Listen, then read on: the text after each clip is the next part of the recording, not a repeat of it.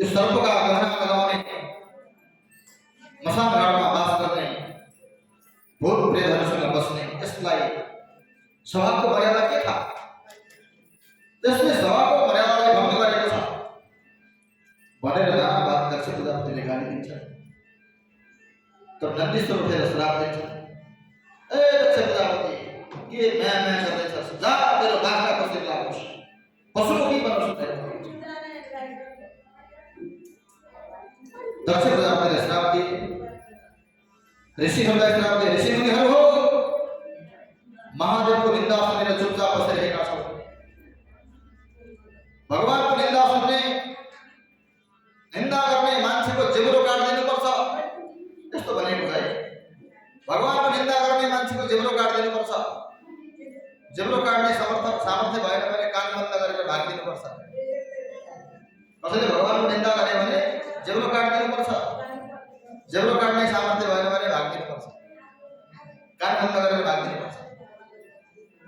तो हजूर सवेरे शिव को निंदा सुनने भाई जैसे कि ब्राह्मण कलयुग में सर्वभक्षी बना जैसे कि ब्राह्मण लोग ने आजकल खाने पीने का भृगु ऋषि ने उठेगा शिव गण का श्राप देगा सब। हे शिव गण जो व्यर्थ में हमें श्राप देगा सब। कलयुग में गया शिव भक्त पाखंडी हो, शिव भक्त पाखंडी बना बनेगा। एक आपस में श्रापित भय यो सभा भक्त भय सबै आफ्ना लोक में गए। महादेव पनि कैलाश पर्वत आए। एक दिन को कुरा हो सबैले एउटा एउटा नशा पिउनु पर्छ। नशा पिउने आदत हुन्छ तर महादेवको नशा जुन नशा पिउनुहुन्छ त्यो राम कथा नशा पिउनुहुन्छ। राम कथा बिना महादेव रहनुहुन्न, राम नाम बिना महादेव कहिले रहनुहुन्न। एक दिन को कुरा हो महादेव सती मातालाई साथमा लिएर दण्डकारण्य में अगस्त्य ऋषि कहाँ राम कथा सुन्नको लागि जानुहुन्छ। एक बार त्रेता युग माही शंभु गए भज ऋषि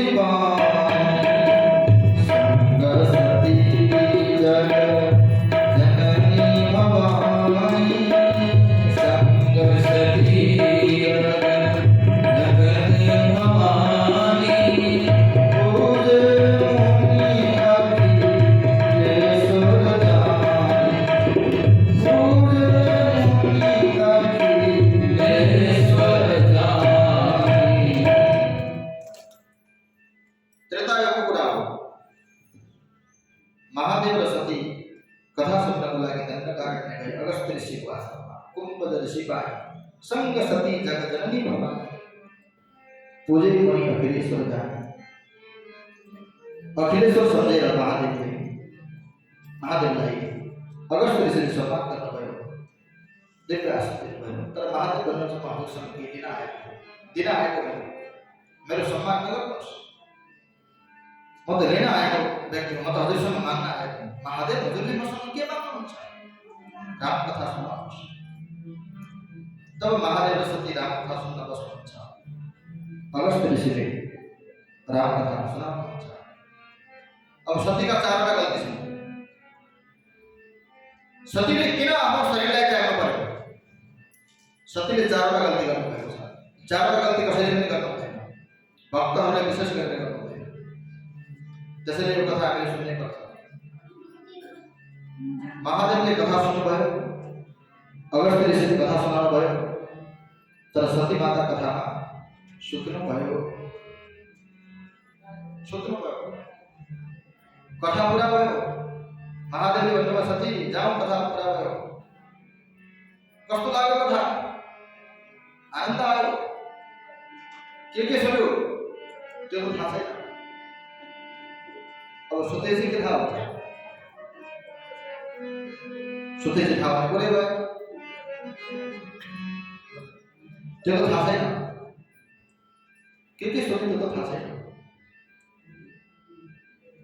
त्यहाँबाट अगाडि बढ्नुभयो। कथामा सुत्नुभयो, पहिलो गल्ती गर्नुभयो। कथामा सुत्नु हुँदैन। कथामा सुत्यो भने ठुलो दोष लाग्छ। कथामा बोल्नु हुँदैन है, सुत्नु हुँदैन। यहाँ प्रसङ्ग आएर तर बोल्नु हुँदैन। श्रोता र वक्ताको बीचमा पनि आउनु हुँदैन। श्रोतालाई र वक्तालाई छेक्यो भने त्यो पनि दोष लाग्छ। दुई भागको विशेषता छ। त्यहाँबाट सती माता र महादेव फर्किनु भयो पैदल। त्रेता युगको कुरा हो। त्यति बेला श्री रामको अवतार भएको थियो। भगवान श्री राम वनवासमा हुनुहुन्थ्यो। रावणले सीताको हरण गरिसकेका थिए। श्री राम लता वृक्षहरूलाई सोधिरहेका थिए, हे सीते कहाँ छौ तिमी?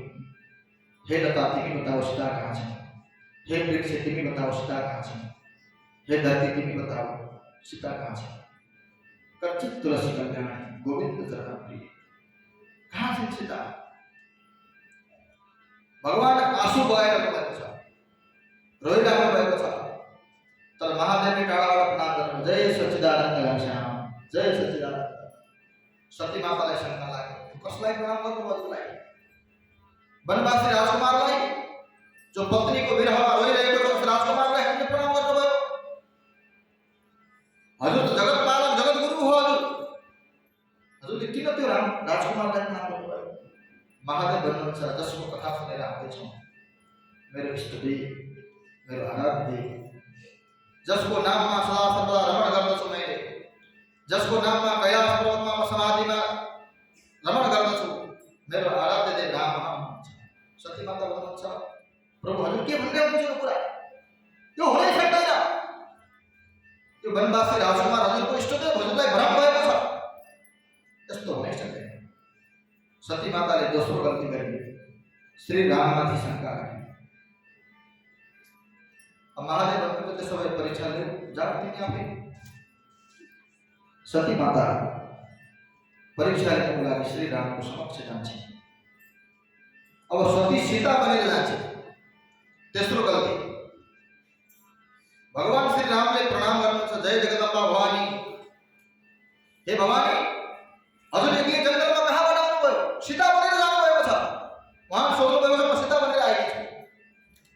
तर श्री रामले चिनिहाल्नुभयो, भवानीलाई प्रणाम गर्नुभयो, जय भवानी, महादेव कहाँ हुनुहुन्छ? हजुर एक्लै कसरी यहाँ? सती माता लज्जित हुनुभयो। यता अर्को दिशा विदिशामा फर्किनुहुन्छ। विदिशामा फर्किने बित्तिकै भगवानले श्री राम धनुष बाण हातमा लिएर लक्ष्मण, भरत, शत्रुघ्न, सीता माता सहित हनुमानजी सहित राम दरबार प्रकट हुन्छ। लज्जित भएर अर्को दिशातिर फर्किनुहुन्छ। त्यहाँ पनि राम दरबार प्रकट हुन्छ। चारै दिशा फर्किनुहुन्छ, चारै दिशामा राम दरबार। आकाशमा हेर्नुहुन्छ, राम दरबार। यत्र तत्र सर्वत्र राम दरबार। एक होइन, दुई होइन, लाखौं करोडौं राम दरबारहरू। भगवान श्री रामको शरीरबाट अनन्त कोटी ब्रह्माण्डहरू प्रकट भइरहेका छन्।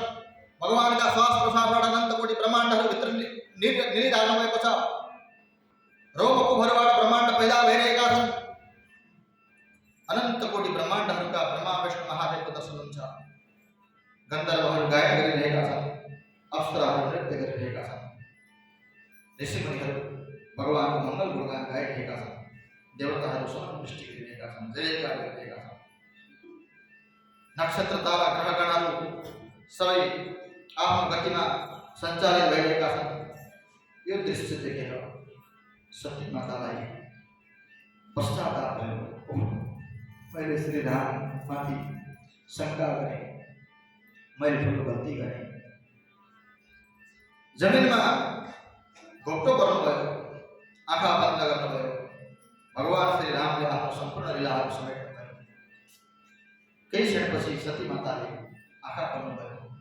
सीताबाट सती बन्नुभयो, फर्किनु परेन आफ्नो अवस्थामा। तेस्रो गल्ती गर्नुभयो, उहाँ सीता बन्नुभयो। फर्केर आउनुभयो। महादेवले सोध्नुभयो, सती, श्री रामको परीक्षा लियो तिमीले? नहीं स्वामी। अब झुट बोल्नुभयो, चौथो गल्ती। नहीं स्वामी, हजुरले भनेपछि मैले मानिहालेँ नि। मैले किन परीक्षा लिनु? म त दर्शन गर्न पो गएकी थिएँ। भनेर महादेवसँग जोड गर्नुभयो। यो सती माताको चौथो गल्ती, महादेवसँग जोड गर्नु। महादेवले आँखा बन्द गरेर हेर्नुभयो, सती त सीता बनिसकेकी, राम मेरो पिता, राम मेरो गुरु, राम मेरो इष्टदेव, सीता मेरी माता, माताको स्वरूप धारण गरिसकेकी यो सतीलाई अब मैले पत्नीको रूपमा स्वीकार गर्न सक्दिनँ। सती मातालाई महादेवले त्यागिदिनु भयो, मनले त्यागिदिनु भयो, शरीरले केही पनि भन्नु भएन, साथमा लिएर जानुभयो कैलाश पर्वत। महादेव समाधिमा बस्नु। यी चारवटा गल्तीको कारणले सती माताको शरीर अन्त हुन्छ, प्राण अन्त हुन्छ, शरीर त्याग गर्नुहुन्छ।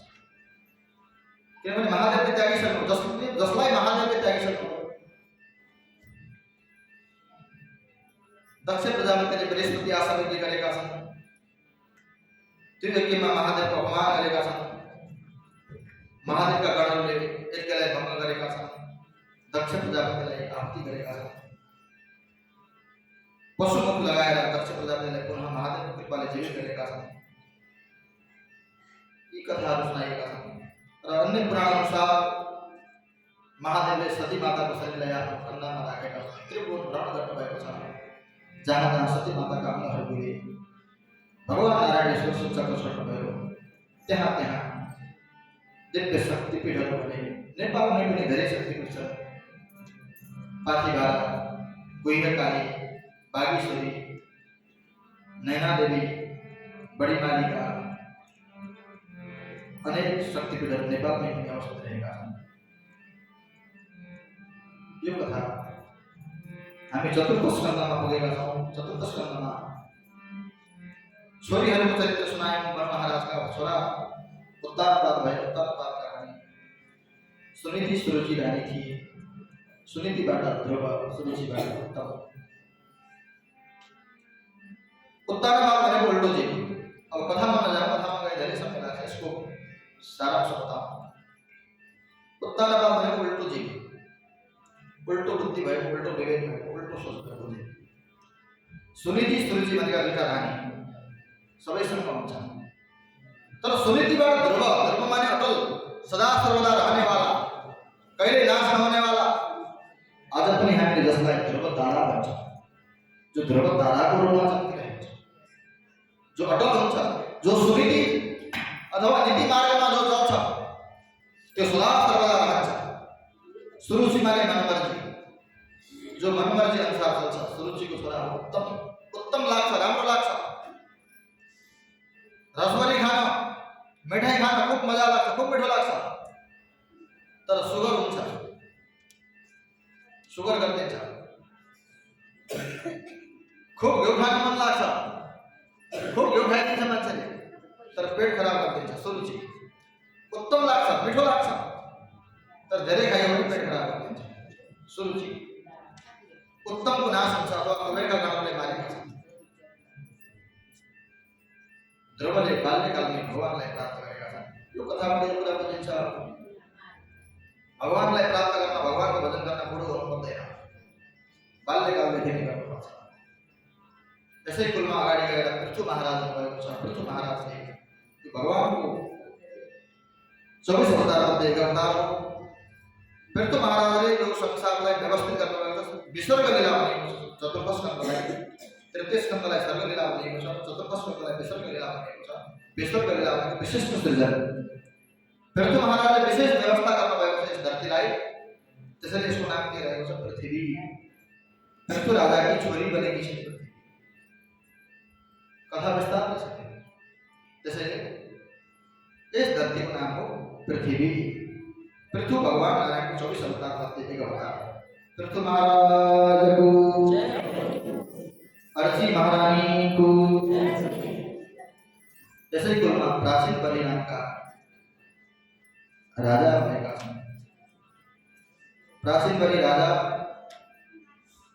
अत्यन्त धार्मिक। प्राचीन बलि राजा यज्ञ गर्छन्, तर यज्ञमा उनले बलि दिन्छन्। एक दिन देवर्षि नारद आउनुहुन्छ। राजा धार्मिक छन्, तर राजा अत्यन्त अज्ञानी पनि छन्। धार्मिक हुनु एउटा अलग कुरा हो, ज्ञानी हुनु एउटा अलग कुरा हो। अज्ञानी छन् यसैले बलि दिन्छन्। राजा बलि प्रथा शास्त्रमा छ। पशु बलि मात्र होइन, नर बलिको कुरा पनि यहाँ पञ्चम स्कन्धमा भागवतमै आएको छ। तर के हामीले त्यही गर्ने? किनभने प्राचीन कालमा गर्नेले गरेका छन् सबै प्रक्रियाहरू। विभिन्न प्रकारका व्यक्तित्वहरू भए, विभिन्न प्रकारका विचारका व्यक्तित्वहरू भए, बलि प्रथा पनि चल्यो। तर हामीले के गर्ने कुरो त्यो स्पष्ट हुनुपर्छ।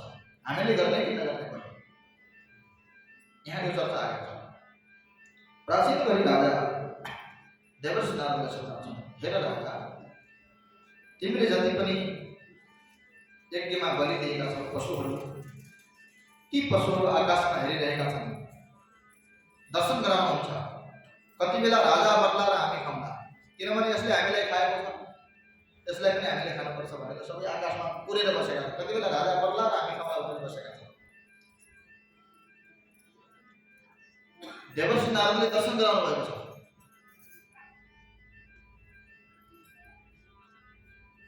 जति जुन पशुको हामीले बलि दिन्छौँ, जुन पशुको हामीले भक्षण गर्छौँ, जति त्यो पशुका रोमहरू छन् त्यति वर्षसम्म नरक बस्नुपर्छ भनिन्छ एक ठाउँ। देवर्षि नारदले सम्झाउनुहुन्छ राजालाई, तिमी बलि नदिए राजा, पशुहरू तिमीलाई खानको लागि तत्पर भएका छन्। हेर आकाशमा, तिमी धार्मिक छौ, त्यसैले मलाई दया आयो तिमीमाथि। तिम्रो भावना राम्रो छ, तर तिमीले बुझेनौ बलि नदेऊ। बलि दिनु राम्रो होइन, तमोगुणी यज्ञ हो। तमोगुणले नाश गर्छ, सत्वगुणले विकास गर्छ। तमोगुणले नाश गर्छ, तमोगुणी यज्ञ हो बलि प्रथा। तुरन्त केही फाइदाहरू हुन सक्छन्, केही देवी देवताका गणहरू बलि खान सक्छन्, तर यो नोक्सान गर्छ। यो तमोगुणी यज्ञ हो। बलि दिनु छ भने दुर्गुणको बलि दिनुपर्छ, दुर्व्यवहारको बलि दिनुपर्छ, सद्गुणको विकास गर्नुपर्छ। र पुरञ्जन उपाख्यान कथा सुनाउनु भएको छ, अलि गम्भीर कथा छ। दुईजना साथी थिए, एउटाको नाम थियो अभिज्ञा, अर्कोको नाम थियो पुरञ्जन। एउटै घरमा बस्थे दुवै साथी। पुरञ्जन त्यो जङ्गल घुम्न गयो, पुरञ्जन हरायो। आफ्नो पुरानी साथीलाई पनि बिर्स्यो, मेरो साथी थियो भन्ने कुरा बिर्स्यो अभिज्ञाले। जङ्गलमा भट्किन लाग्यो, गाउँहरूमा भट्किन लाग्यो, नगरहरूमा भट्किन लाग्यो। भट्किँदै भट्किँदै एक दिन एउटा नगरमा पुग्यो। त्यो नगरमा 9वटा ढोका थिए, सुनका ढोका थिए। स्वर्णमय महल थियो, बडा सुन्दर थियो, सबै नगरभन्दा श्रेष्ठ नगर थियो। यस्तो नगरहरू कहीँ पनि भेटाएको थिएन। त्यो 9 ढोकावाला नगरभित्र प्रवेश गरे। त्यो नगरभित्र एउटी राजकुमारीलाई देखे, पुरञ्जनी। त्यो राजकुमार र राजकुमारीका आँखा जुझे, दुईटैको प्रेम भयो, आँखाबाटै प्रेम भयो, मन मिल्यो, दुईटैको विवाह भयो। अब रानीको बसमा राजा भयो यो पुरञ्जन। रानीले खान्छे अनि मात्र राजा खान्छ, रानी सुत्छ अनि मात्र राजा सुत्छ। रानी खेल्न लाग्यो भने राजा खेल्न लाग्छ। जे रानीले गर्छ त्यो राजाले गर्छ। राजा रानीको बसमा भयो। 5वटा सेनाले त्यो नगरलाई सुरक्षा गरेका छन्। सुरक्षाकर्मी 5 जना मात्र छ। नगर ठुलो छ। एक दिन केही काल बित्यो। केही कालपछि जरा नामकी एउटी राक्षसनी, एउटी दैत्याले आक्रमण गर्छ। जरा जसको नाम छ। ती जराले पनि खासै बिगार्न नसकेपछि अनि कालयवन नामको एउटा मृगेश राजाले सयवटा सेना लिएर यसमाथि आक्रमण गर्छ, यस नगरमाथि। धन जन सबै हरण गर्छ, 5 वटा सेनालाई पनि मारिदिन्छ। कालेबन नामको म्लेच्छ सेनालाई मारिदिन्छ, सबै समाप्त गरिदिन्छ। अनि राजकुमारी जो रानीलाई पनि हरण गरेर लैजान्छ। फेरि यो पुरन्दर राजकुमार एक्लै हुन्छ, यो महलबाट निकालिन्छ, भड्किँदै जान्छ।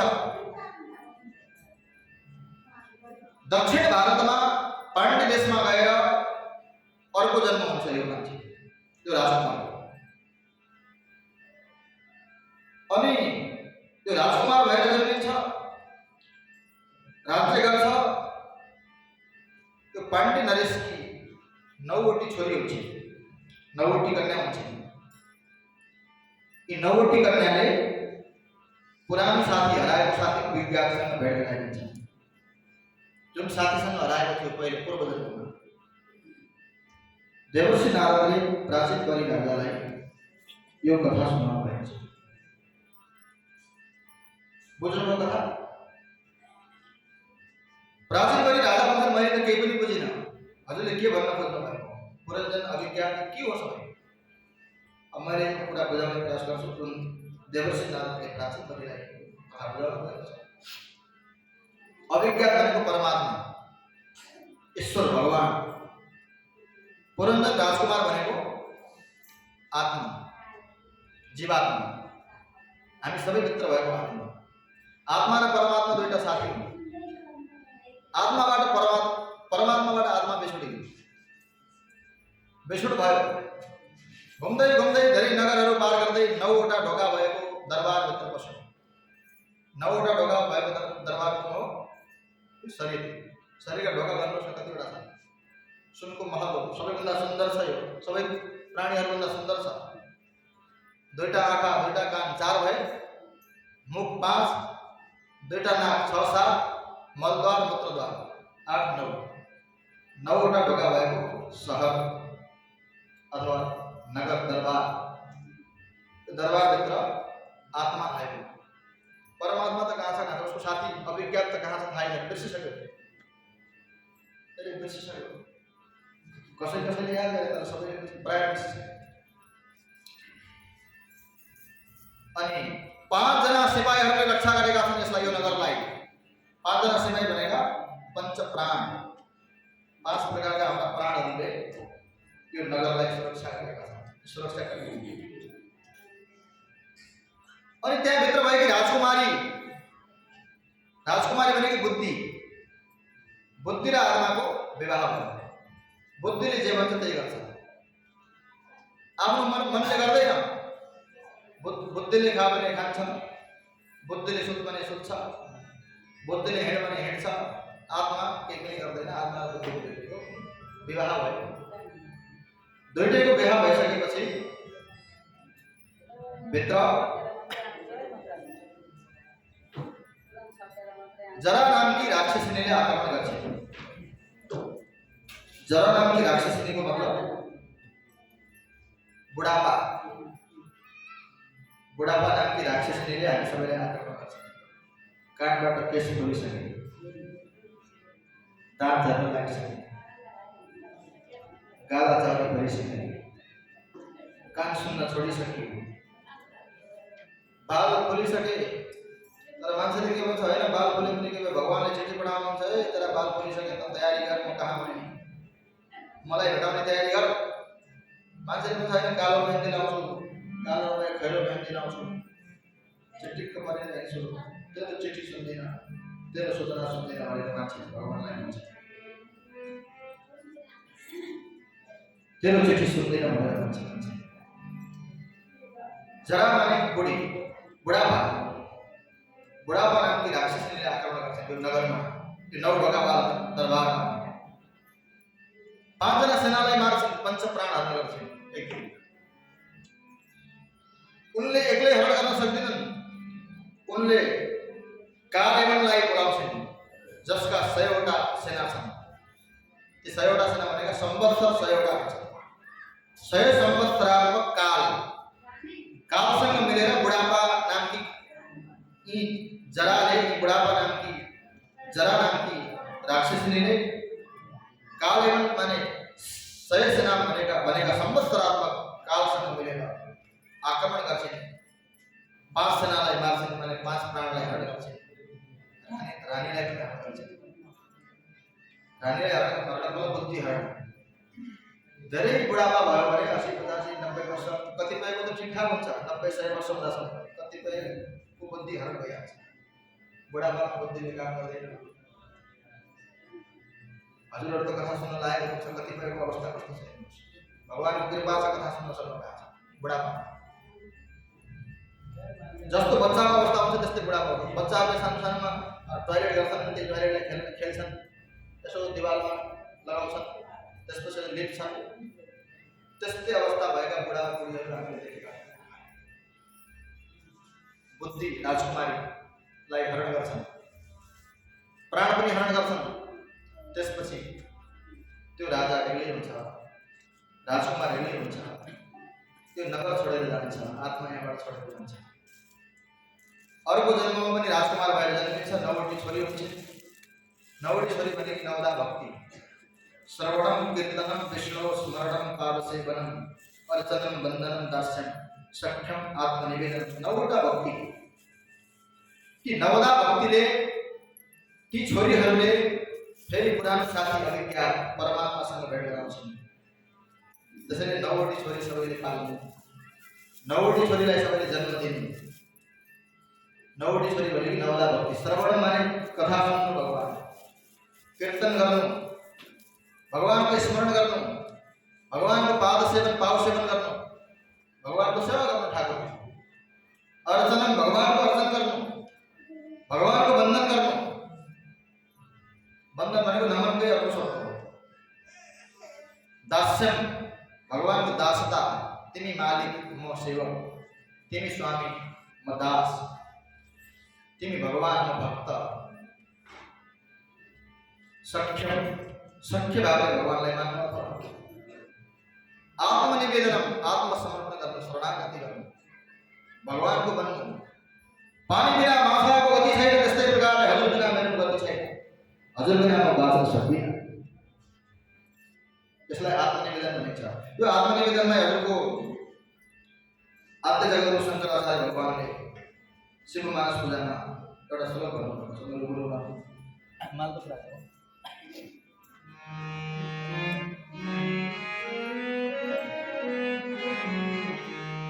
आत्मातं गिरिजामति सहचरा प्राण शरीरं गृहं पूजाते विषयोपभोगरचना नेत्रा समाधिस्थिति संचार पदयो प्रदक्षिण विधि स्तोत्राणि सर्वाङ्गिरो यदि यद् कर्म करोमि तत्तदखिलं सम्भूतवाराधनम्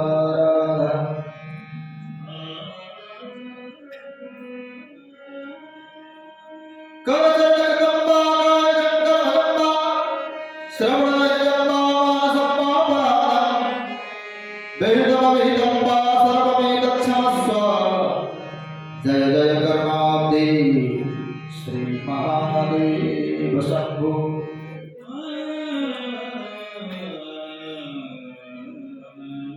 आद्य जगतगुरु शंकराचार्य भगवान को आत्मसमर्पण भनेको के हो शरणागति भन्छ हाम्रो वैष्णव भाषामा भक्तिको एउटा प्रकार हो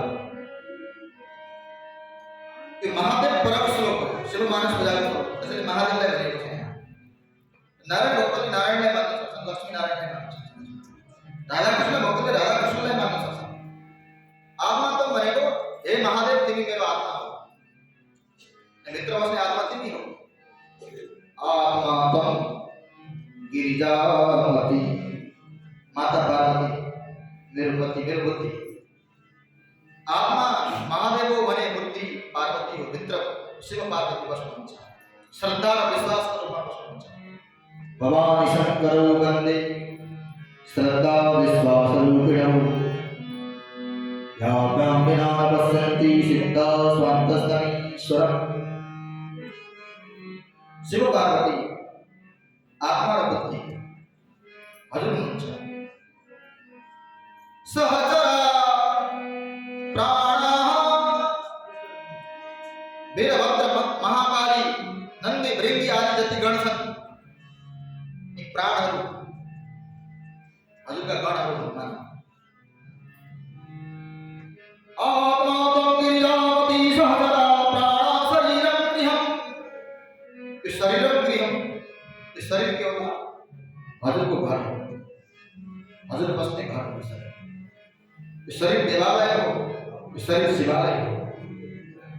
प्राण शरीरं गृहम् पूजाति विषय भोग रचना जति पनि मेरा उपभोगहरू, मेरा कार्यहरू, मेरा कर्महरू छन्, कर्म क्षेत्रहरू छन्, यी सबै के हुन् त? विषय उपभोग रचना पूजा, मेरा सम्पूर्ण कर्म का पूजा। पूजाति विषय उपभोग रचना निद्रा समाधि स्थिति। निद्रा म सुत्त छु, मैले सुत्नु होइन, हजुरको समाधि। मेरो निद्रा हजुरको लागि समाधि बन्नुहोस्। मेरा सम्पूर्ण कर्महरू हजुरका पूजा बन्नुहोस्। मेरो आत्मा महादेव हो, हजुर हो। पार्वती मेरी बुद्धि र यो शरीर हजुर बस्ने घर हो। पूजाति विषय उपभोग रचना निद्रा समाधि स्थिति संचार पदयो प्रदक्षिण विधि। मेरो जन्म फेर्नु हिँड्नु डुल्नु यो परिक्रमा हो, अथवा यो हजुरको परिक्रमा गर्नुहोस्। पूजाते विषय उपभोग रचना निद्रा समाधि स्थिति संचार पदयो प्रदक्षिण विधि स्तोत्राणि सर्वांगिरो। मेरो जन्म फेर्नु हिँड्नु डुल्नु यो सबै हजुरको परिक्रमा गर्नुहोस्, अथवा यी सबै हजुरका परिक्रमा हो।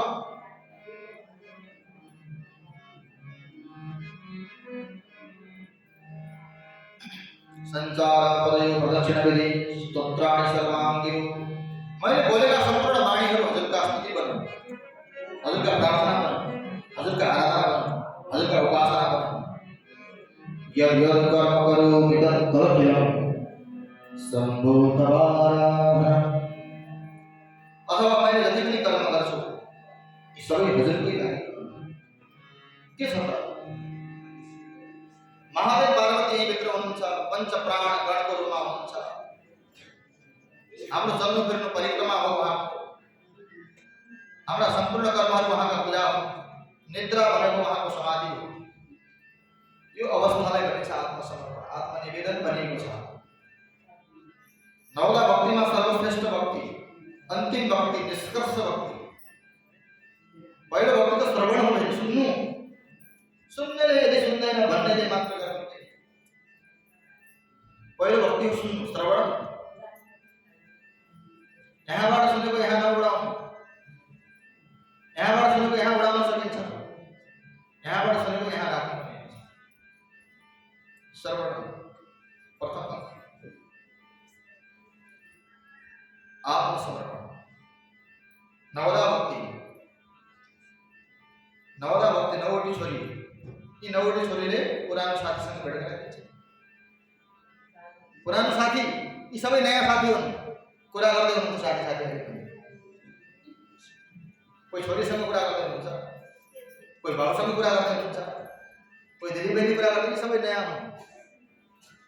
पुरानो साथीसँग भेट गराउनु छ भने, भेट गर्नु छ भने नौवटी छोरीलाई जन्म दिनुहोस् आफ्नो जीवनमा।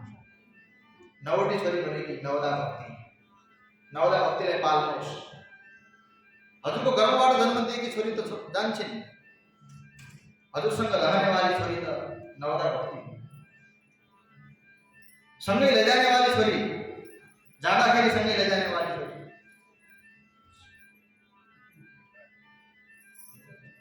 कहिले पनि साथ नछोड्ने वाली छोरी। उन त संसारमा पनि छोराले बरु साथ दिन्छ, छोरीले साथ दिन्छ। तर यी छोरीले फेरि कहिले छोड्दिनन्। प्राचीन बरी राजाले बल्ल कथा बोले, देवर्षि नारद इस प्रकार सम्मान हो। पुरानो साथीसँग मिल्ने साधनमा भागवत, पुरानो साथीसँग भेट गराउने शास्त्रमा भागवत, पुरानो साथीलाई चिनाउने, पुरानो साथीलाई याद दिलाउने शास्त्रमा भागवत। यी सबै नयाँ साथी हुन्। नयाँ साथीसँग यति मोह छ कि पुरानो साथीलाई बिर्सिरहेको हो। कति पुरानो साथीलाई बिर्सिनु हो?